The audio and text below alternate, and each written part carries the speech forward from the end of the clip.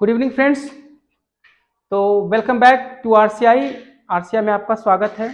आज हम फिर से इस चैप्टर को एंड करेंगे और जो भी बचा हुआ है और आपका सहयोग मिल रहा है, लेकिन हमें कमेंट्स बहुत कम मिल रहे हैं। तो कमेंट आप बिल्कुल देते रहिए, जो भी आपको पसंद है या जो कुछ भी क्वेश्चन है निश्चित आप उसे मन से पढ़ेंगे। यही समय है, आप उसको अच्छी तरह से सुनिए, समझिए और जो भी क्वेश्चन आप जरूर कमेंट में दीजिए, जल्दी जवाब मिलेगा उसको। निश्चिंत रहिए, टच में रहिए और पढ़ाई करते रहिए। चलिए तो आगे शुरुआत करते हैं। Correct civilisation in the real sense of the term. देखिए, सिविलाइजेशन एक्चुअली सही मायनों में एक बहुत ही अच्छा वर्ड मीनिंग है। Real sense of the term मतलब सही मायनों में। तो गांधी जी कहना चाहते हैं कि वास्तविकता मायने में, इन the real sense of the term, वास्तविक मायनों में इसका मतलब क्या होता है, ठीक है ना। तो कह रहे हैं कि civilisation in the real sense of the term consist not in multiplication. मतलब अगर हम बात मान ले गांधी जी का, तो वो कहना ये चाहते हैं कि सिविलाइजेशन जो है, वास्तविक डेफिनेशन अगर उसका माने तो इन the real sense of the term, है ना, कंसिस्ट नॉट इन मल्टीप्लिकेशन। वो मल्टीप्लिकेशन में नहीं है, माने चीजों को बढ़ाने में नहीं है।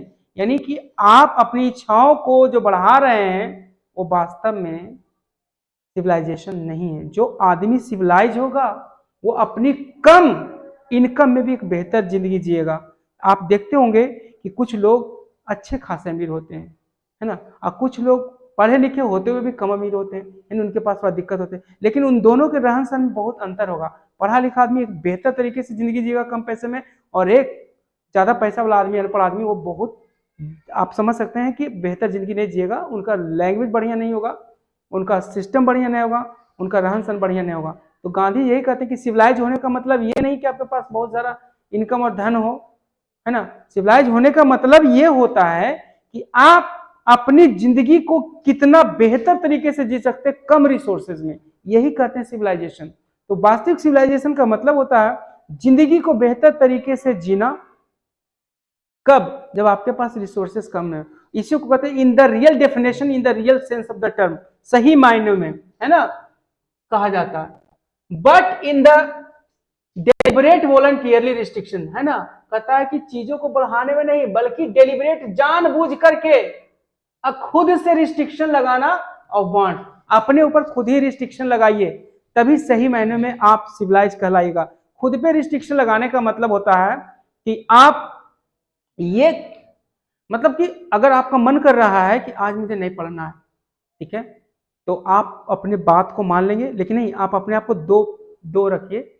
एक बोलेगा कि नहीं नहीं करना। जैसे आप कोई भी गलत काम करते हैं, जैसे चोरी करता है बच्चा, जब चोरी करता है तो अपने पापा के पॉकेट में हाथ डालता है, तो उस समय उसका दिल बोलता है कि करें कि ना करें, करें कि ना करें। वहां पर एक अच्छा एक बुरा इंसान दोनों होता है। अब उसी समय आपको ये करना है कि आप अच्छाई के साथ जाते हैं या बुराई के साथ जाते हैं। तो वही यहाँ पर बोला गया है कि जो व्यक्ति अपने आप ऊपर रिस्ट्रिक्शन लगा लेगा चाहतों का, है ना, मतलब हमें चाहत नहीं बढ़ानी है तो लगा लेगा, अपने ऊपर कंट्रोल रखेगा। दिस एलोन इंक्रीज, ये खुद ही एक काम, अगर आप अपने आप को कंट्रोल कर सकते, अपनी चाहतों को कंट्रोल कर सकते, सिर्फ एक काम करने से आपका बढ़ जाएगा क्या, और उसका और बढ़ेगा, ऊपर जाएगा। क्या बढ़ेगा? कंटेंटमेंट। कंटेंटमेंट माने क्या होता है? संतुष्टि, है ना। जिस आदमी की चाहते कम होगी उसको संतुष्टि ज्यादा होगा, और जिसकी चाहते ज्यादा होगी संतुष्टि कम होगा। उसको ही ने भरेगा, जिसको लोग बोलते हैं ही ने भरना। तो जिसको ही भरल रहेगा वो दूसरों को भी देगा, ठीक है। दूसरों, आप छोटा बच्चा को देखे हो कि बहुत सारा वो खाने के लिए पर्सन ले लेगा, मुझे ये भी दो, मुझे वो भी दो, और खाएगा कुछ नहीं, सब बर्बाद हो जाएगा। आप उसकी मम्मी बोलेगे बोल देख तू उतना ही ले जितना खा सकता है, कितना हम ये भी लेंगे, लड़ करके वो ले लेगा लेकिन खाएगा नहीं। यानी खुद ही उसके संतुष्टि नहीं है तो दूसरे के लिए बेकार कर देगा, और जिसको संतुष्टि है कि नहीं इतने में काम है तो दूसरे के लिए बचा भी देगा, वो बर्बाद नहीं होगा, वो दूसरा को खा लेंगे। तो वही चीज होता है, उसको रियल हैप्पीनेस मिलता है, संतुष्टि मिलता है, और साथ ही साथ कैपेसिटी फॉर सर्विस। मैंने भी बताया था कि जो आदमी अपने आप से संतुष्ट होता है वो दूसरों को भी सेवा दे सकता है, राइट।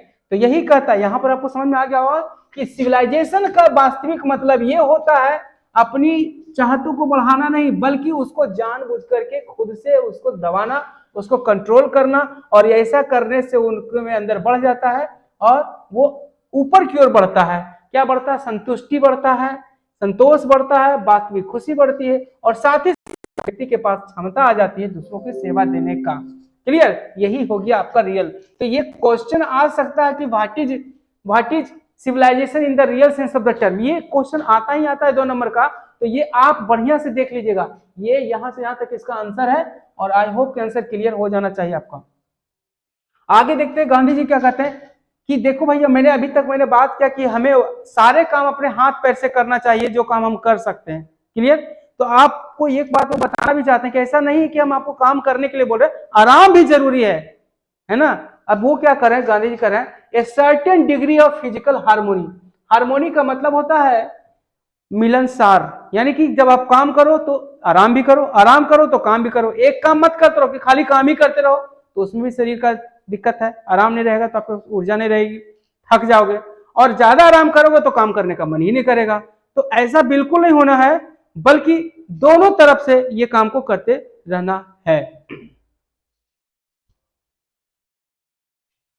कहता है सर, हाँ, तो एक निश्चित हद तक फिजिकल हार्मोनी जरूरी है, कंफर्ट जरूरी है शरीर को, एकदम नेसेसरी, बट एवं a certain level.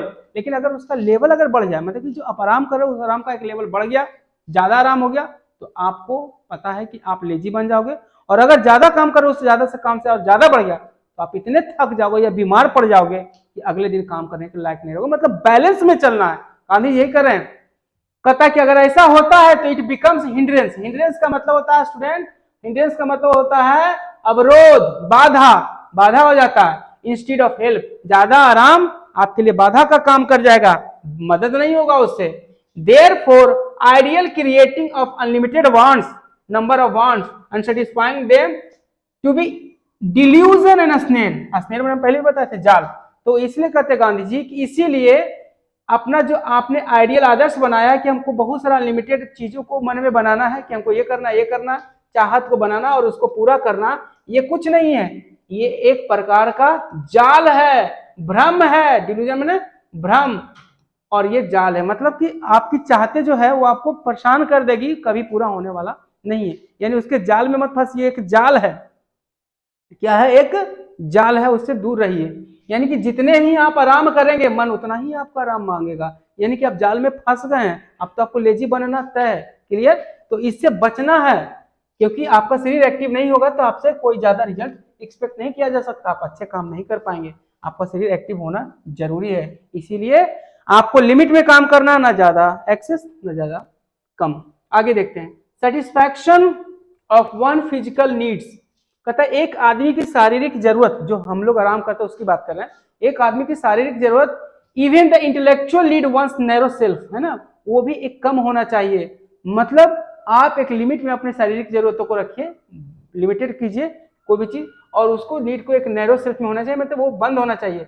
Must meet at a certain point a dead stop, मतलब आप आराम भी, अपना शारीरिक जो आपका जो जैसे खाना पीना, जो आप रेस्ट करते हैं, वो खेलना कूदना, जो भी कुछ करते हैं, आपका शरीर की जरूरत है, माइंड का भी जरूरत है। तो इन सारे चीजों को आप क्या करेंगे कि आप एक लिमिट में करेंगे। क्या करेंगे, एक लिमिट में करेंगे, और लिमिट में करने से क्या होगा कि आपको एक डेंड इट सेट करना पड़ेगा, सर्टेन पॉइंट सेट करना पड़ेगा कि मुझे यहाँ पर रुकना, इससे ज्यादा नहीं जाना है, तभी आप आगे प्रोग्रेस कर पाएंगे।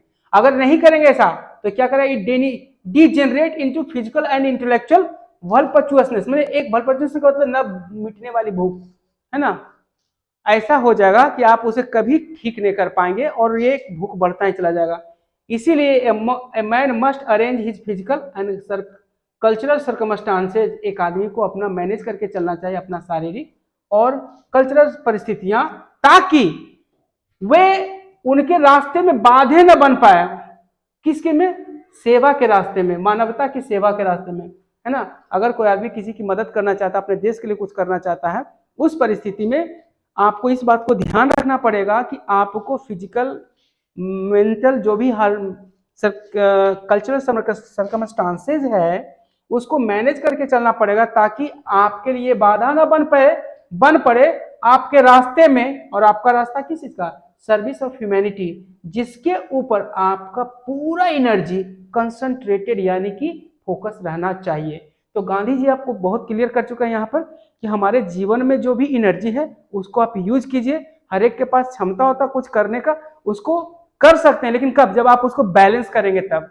कितने हम में से कितने लोग हैं जिनको बहुत ज्यादा सोने खाने पीने की आदत है, वो ज्यादा मेहनत करना नहीं चाहते, तो दोनों जरूरी है। ऐसा नहीं उन्होंने कहा है कि एक ही काम कीजिए। तो इस बात को आपको ध्यान रखना है कि बैलेंस करके चलना है, और बेहतर जिंदगी तभी होगा जब आप देश के लिए कुछ करेंगे, अपने समाज के लिए कुछ करेंगे। तो ये जीवन मिला है, और इसको हम लोग, गांधी जी कहते हैं कि हमारा इंडियन कल्चर और सब सिविलाइजेशन इसी के नाम के लिए बना है। हम लोग, कहा जा रहा है कि कर्म भूमि है, और कर्म भूमि का मतलब होता है आराम करने की भूमि नहीं, वो भी जरूरी है, एक लिमिट में कीजिए, दैट्स इट। तो ये आपका चैप्टर था। चलिए, अब चूंकि हमारे पास कुछ वर्ड मीनिंग भी है जिसको हम देखते हैं। हमारे बच्चे वर्ड मीनिंग में बहुत ज्यादा अटकते हैं, उनको पता नहीं चल पाता है कि वर्ड मीनिंग को कैसे याद किया जाए। तो थोड़ा सा मैंने आपको जैसा बोला था, तो उसमें थोड़ा सा मैं आपको हेल्प कर देता हूँ, ठीक है। और देखिए मैं कितना हेल्प करने में कामयाब होता है, ये बातों का हेल्प है या सचमुच में कुछ हेल्प कर मैं कर पाता हूँ। क्योंकि बोल देना एक अलग चीज होती है, कर लेना अलग चीज होता है। आप लोग आज तक तो मीनिंग, वर्ड मीनिंग याद करते ही आए होंगे, लेकिन मैं आपको थोड़ा सा अलग तरीके से याद करवाने की कोशिश करता हूँ और बताने की कोशिश करता हूँ। देखिए पहला वर्ड मीनिंग है इवोल्व। इवोल्व का मतलब होता है विकसित होना। क्या होना? विकसित, है ना। तो अब मैं इसको बताता हूं, इवॉल्व, राइट। इवॉल्व होना का मतलब होता है विकसित होना। तो मैं आपको छोटा सा देता हूं एक उदाहरण, आप समझ जाइएगा। जब रोहित शर्मा आया था उस समय, है ना, 2007 में खेलने के लिए इंडियन टीम में, तो उतना बड़ा बड़ा स्कोर नहीं कर पाता था, लेकिन धीरे धीरे उसने सीखा और उसका गेम इवॉल्व हो गया। अब वो 309 मारने लगा, 312 मारने, 356 मारने, 256 मारने लगा। मतलब कहने का मतलब वो बड़ा बड़ा स्कोर करने लगा, 350, 200। तो कब? जब उसका गेम क्या हो गया? इवॉल्व। शुरुआत में नहीं इवॉल्व था, उसका गेम हो गया इवॉल्व। आज आपका जो शरीर है, जैसे 16-17 साल के आप बच्चे हो, पढ़ रहे हो 10+2 में, लेकिन धीरे धीरे आपका जो शरीर है क्या इवॉल्व होगा, दाढ़ी भी आ जाएगी। आगे देखते हैं। अब आता है फेट। फेट मैंने होता है किस्मत, जिसको डेस्टिनी भी बोलते हैं, किस्मत, है ना, उसको किस्मत भी बोलते हैं, डेस्टिनी भी बोलते हैं, ठीक है। तो ये डेस्टिनी का मतलब आपको पता ही होगा कि किस्मत बोला जाता है इसको।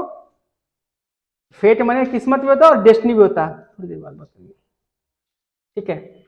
अब देखो हम लोग दोस्ती में क्या करते हैं कि अगर हम लोग के, अगर जब बाय बाय करते हैं किसी से, है ना, तो किसी से मिलने की बहुत इच्छा होती है, तो हम लोग क्या बोलते हैं? अरे यार, जब अगर फेट में लिखा होगा तो कहीं ना कहीं हो जाएगा भेंट। भेंट होने के लिए किसी से जिससे आप मिलना चाहते हैं, उससे भेंट होने के लिए आपके फेट में लिखा होना चाहिए कि एक दिन होगा भेंट, तब आपका फेट है सही। तो फेट का मतलब हो गया किस्मत। आपके किस्मत में होगा भेंट, भेंट माने मुलाकात, तो फेट में हो जाएगा भेंट, ठीक है। नहीं लिखा होगा तो नहीं होगा, बस ऐसे रहिए। जो बोलते हैं ना कि अगर किस्मत में लिखा होगा नौकरी, तो नौकरी से हो जाएगा भेंट, यानी लिखा होगा फेट में तो भेंट। आगे देखते हैं। पाराहोस, रूलर ऑफ एंशियंट इजिप्ट, प्राचीन इजिप्ट के राजा को बोलते हैं पाराहोस। ये तो नाम, इसमें तुम कुछ कर ही नहीं सकते हैं।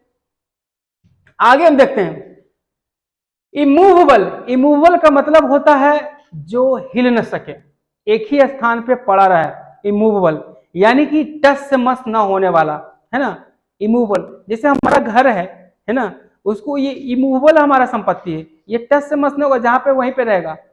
चेयर नहीं कि उठा के इधर कर दिए, मूव कर दिए, चेयर को इधर मूव कर दो, उधर मूव कर दो, नहीं, हम लोग मूवेबल हैं, हम लोग जा सकते हैं, कहीं भी घूम लेते हैं, है ना, पानियों में कूद जाते हैं।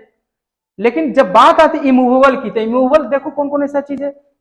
हमारा घर, है ना, कभी कभी तो बेंच वगैरह भी इतना भारी होता है कि इमूवेबल हो जाता है, हालांकि लोग फिर भी उठा करके हाथियों से मुड़वा लेते हैं, चलो कोई बात नहीं। इमूवेबल समझ में आ गया, है ना। कभी कभी आप अपना वादा करते हैं तो बोलते हैं मेरा वादा इमूवेबल है, मतलब हिलेगा नहीं, जहां पर है वहीं पे रहेंगे, तुम जाओ लेके आओ, राइट। अनवेवरिंग भी बोलते हैं इसको, फर्म भी बोलते हैं, फर्म प्रॉमिस, PROMISE, मतलब जो वादा किया उसे हिलेंगे नहीं, है ना। इमूवेबल मैंने अटल बिहारी वाजपेयी मत बोला, अटल बोल देना, इमूवेबल मैंने अटल। आगे देखते ग्लोरी मैंने सुंदरता, ब्यूटी भी बोलते हैं, मैग्निफिकेंस बोलते हैं, ग्लोरी। हम गांधी जी बोले थे ना कि भारत जो है ना अपने स्थान पे इमूवेबल है, जो वादा किया उसका वादा फर्म है और अपने स्थान से हिलता नहीं, यही भारत की क्या है? ग्लोरी है, ठीक है। आपकी ग्लोरी तभी चमकेगी जब अच्छे नंबर लाओगे पढ़ करके, राइट। अस्टोरिड का मतलब होता है स्लो विटेड, जिस आदमी का मंद बुद्धि बोलते हैं ना, मंद बुद्धि माने मंद बुद्धि, अस्टोलिड। अब देखो अस्टोलिड आदमी कैसा होता है, एक आदमी है थोड़ा सा बेचारा कम बुद्धि वाला है, तो एक दिन टीचर पढ़ा रहे थे और सब कोई बात बोले उसी पे हंसने लगे, वो लड़का को कुछ समझ में नहीं आया, वो नहीं हंसा, इधर उधर मुड़ी देख फिर वो जब क्लास से बाहर गया तो उसको बोला कि कहा तूने हंसले नहीं लो, कहते सर बोला फिर तो पता चलो, फिर से हंसने लगा। तो कहते उतना नहीं समझे भेबा, हमरा पता नहीं चला, लगा हमरे पर हंस रहे, ठीक है ना। तो फिर बात तो उसको बताए, अरे तोरे बारे में बोले तो सुतल रहे ओकरे बारे में, अच्छा हमरा बारे में बोले। मतलब देखो क्लास में 2 बार हंसी हुआ उसको पता नहीं चला। तो ऐसे लोगों को क्या बोलते हैं, स्लो, है ना, उसको क्या बोलते हैं, स्टोलिड, स्टोलिड बॉय, मंद बुद्धि वाला, है ना।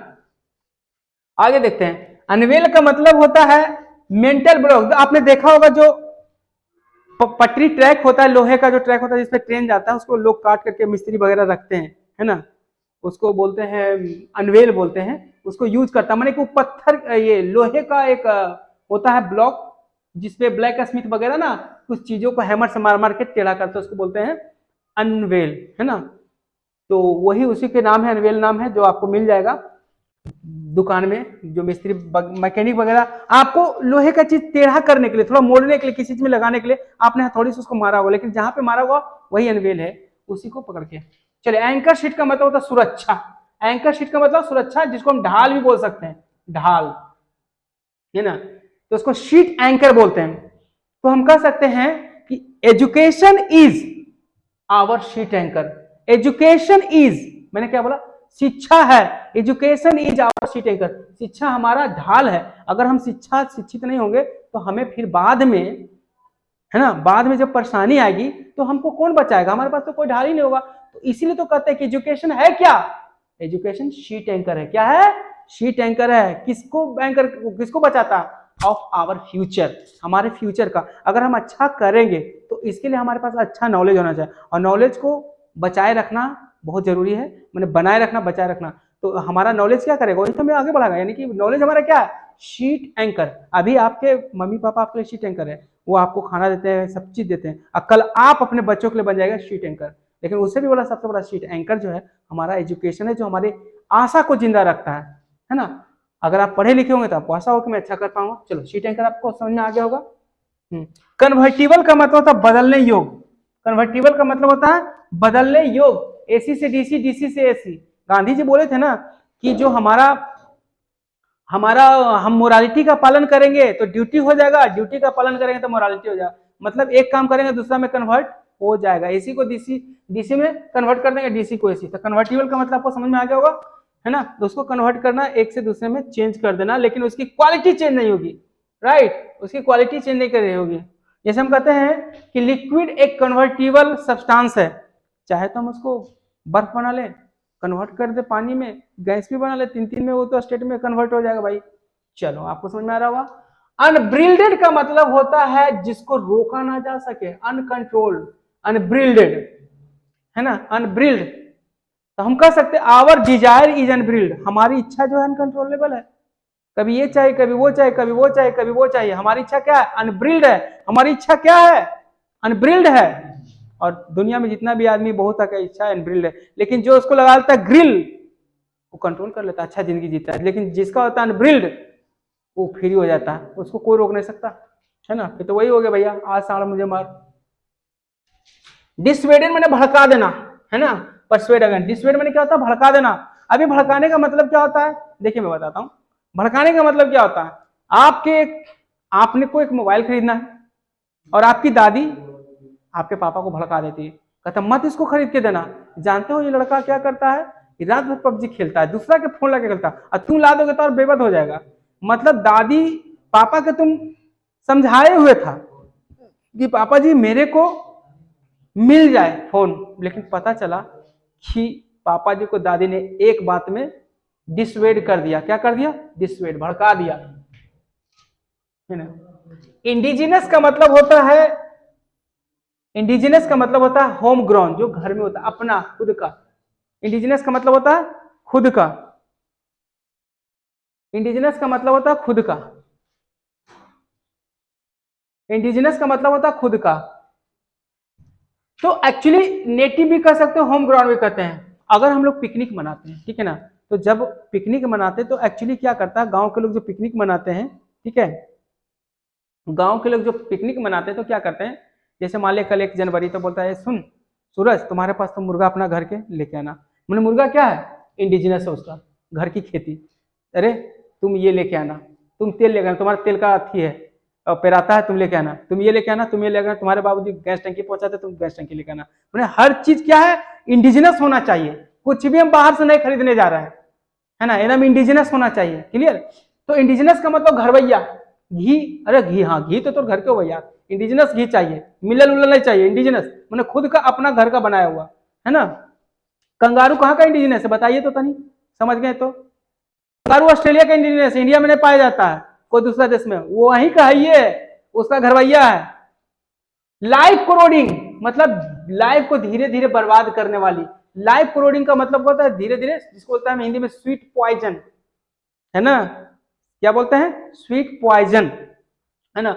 हम ये कह सकते हैं friendship with bad boy, friendship with good boy नहीं, अच्छे लड़के के साथ दोस्ती नहीं, friendship with bad boy is life corroding, उनको धीरे धीरे बर्बाद कर देगा, है ना। हम ये भी कह सकते हैं कि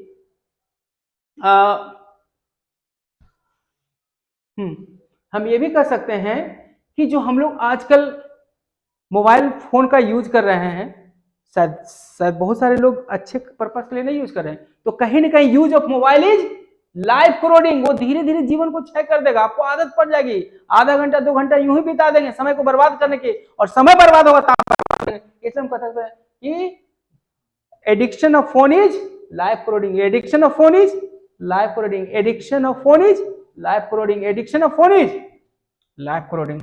अब हम बात करते हैं मोरल फाइबर, जिसको हम करेक्टर कहते हैं, हर एक आदमी में मोरल फाइबर होता है, करेक्टर, किसी का करेक्टर अच्छा होता है, किसी का बुरा होता है, तो आपको मोरल फाइबर को बचाना है ना। मोरल फाइबर हर एक आदमी में होना अत्यंत जरूरी है, मोरल फाइबर के कारण उस आदमी की इज्जत होती है, यानी कि अपना खुद का गुण। डेलिब्रेशन का मतलब सोच विचार, है ना, इसको बहुत ही अच्छा मीनिंग होता है ना, सोच विचार करना, डिस्कस करना, है ना। आफ्टर, देखो हम लिखते हैं आफ्टर ड्यू डेलिबरेशन, माने खूब सोच विचार के बाद, I became a teacher, I became a teacher, तो खूब सोच विचार के बाद मैं टीचर बन गया। मैंने टीचर बनने से पहले मैंने सोचा कि इस करियर में जाना अच्छा होगा बुरा होगा, खूब सोचा, और आफ्टर ड्यू डेलिब्रेशन, खूब सोच विचार के बाद मैं टीचर बन गया, राइट। तो डेलिब्रेशन का मतलब होता सोच विचार, आपको कोई भी डिसीजन लेना है कब लेना, आफ्टर ड्यू डेलिब्रेशन। आपको एडमिशन लेना है कैसे लेना, आफ्टर ड्यू डेलिब्रेशन, खूब सोच विचार के बाद। आपको कुछ खरीदना है कैसे खरीदना, आफ्टर ड्यू डेलिब्रेशन। आपको घर जाना है आफ्टर ड्यू डेलिब्रेशन। आपको दोस्ती करना है with girl boy after due deliberation, उसको सोच के करना है कि क्या होगा इसका फल, ड्यू डेलिब्रेशन, ठीक है।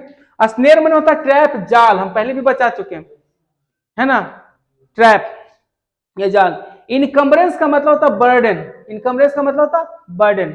आप शिक्षा को इनकम्बरेंस मत समझिए, शिक्षा को एंटरटेनमेंट की तरह लीजिए, पढ़िए, मनोरंजन कीजिए और आगे बढ़िए।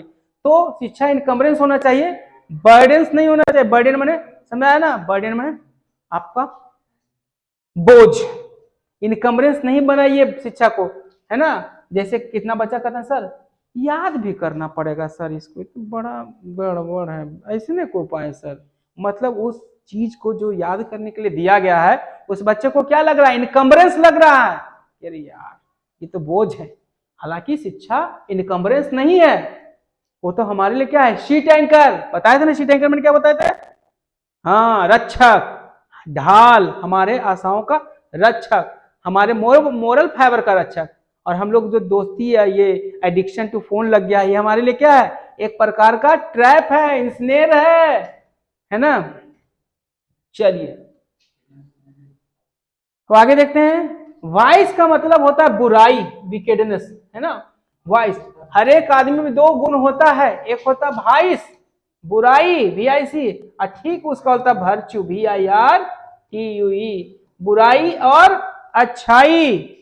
फ्लोरिशिंग का मतलब होता है पनपना, फ्लावर का नाम सुना, फ्लावर का नाम, फ्लावर क्या होता है, फ्लावर फूलता है ना। तो वही कह रहा है कि अगर आप जीवन में कुछ करोगे तो वो फूलेगा फलेगा, यानी फ्लावर फ्लोरिश होता है, और अगर आप मन से पढ़ोगे तो आपका जिंदगी भी फ्लोरिश कर जाएगा, फूल की तरह, फूल की तरह ब्लूम हो जाएगा, फ्लोरिश हो जाएगा। फ्लावर क्या करता है, फ्लोरिश करता है और आपका लाइफ भी फ्लोरिश हो जाएगा अगर आप अंग्रेजी अच्छे से जानेंगे तो।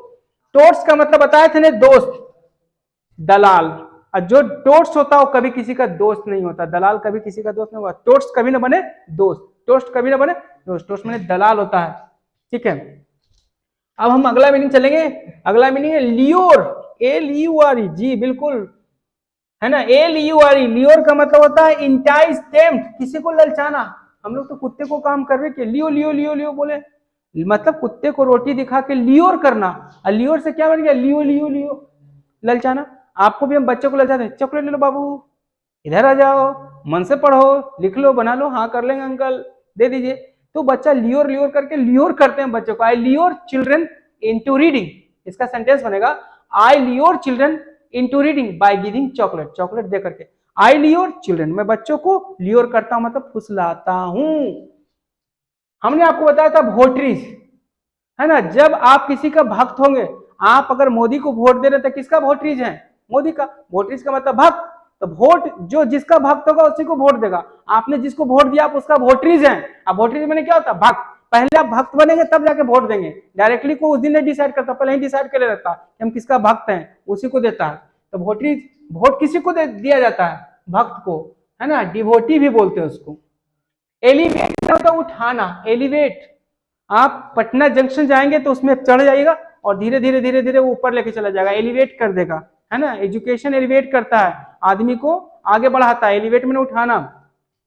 प्रोपोगेट मैंने प्रचार करना, प्रोपोगेट मैंने प्रचार करना, है ना। प्रचार कैसे होता है, जब आप देखते हैं कि चुनाव वगैरह जब आता है ना, चुनाव वगैरह आता है तो आपने देखा होगा कि जो मुखिया होता है गेटे गेट आपका काम नहीं करेगा, लेकिन जब उसका चुनाव होता है गेटे गेट करेगा, प्रोपोगेट जाएगा, वोटवा हमरे देथिन। पहले वो कभी नहीं मिलेगा आपसे, वो कितनों मिलने की कोशिश की, कोई काम करवाइए शायद करेगा भी नहीं, लेकिन जब आएगा ना करने के लिए तो गेटे गेट प्रचार करेगा। उसका आदमी बोले कि जाइए सब गेटे गेट मिलिए सबसे, गेटे गेट प्रोपोगेट, गेटे गेट प्रोपोगेट। प्रोपोगेट माने प्रचार करना, आइडिया फैलाना, किसी चीज को करना। बिहूव्स माने शोभा देना, it does not behove you to read at night, रात में पढ़ना शोभा नहीं देता, तो पबजी खेलना शोभा देता। चलो आगे देखते हैं। बिहूव्स का मतलब होता है शोभा देना, मतलब कि चीज सही है। हम बोल सकते हैं it does not behove to talk unnecessarily in the class, मैंने क्लास में बैठ करके बेहूदी बातें करना शोभा नहीं देता, अच्छे बच्चे हो तुम। It does not behave you, it does not behave you. Cling माने चिपक जाना, क्लिंग माने चिपक जाना, है ना। तो हम लोग क्या करते हैं, we are cling to the screen a phone, आजकल वो चिपके हुए रहते हैं, है ना। We should cling to the book only, हम लोग को क्या करना चाहिए, वी शुड क्लिंग, चिपकना चाहिए, किस चीज से, टू बुक, तब जिंदगी बेहतर होगा। ये हमारे शीट एंकर हैं। तो हम आपको इसी के साथ आज विदा लेंगे और आपसे अनुरोध है यही कि आप सब्सक्राइब कीजिए और अपने दोस्तों के बीच शेयर सब्सक्राइब जरूर कीजिए, और जो भी कमेंट है उसको जरूर दीजिए, और जैसा पढ़ना चाहते हैं बिल्कुल वैसा कमेंट कीजिए, आपके लिए हम तैयार हैं।